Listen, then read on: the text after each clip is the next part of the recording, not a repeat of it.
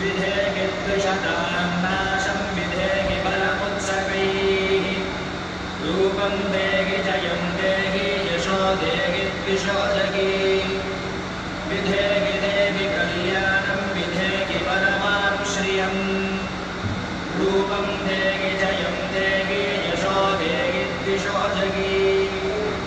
सुरासुरशिरोरत्ननिघृष्टचरणेभ्यः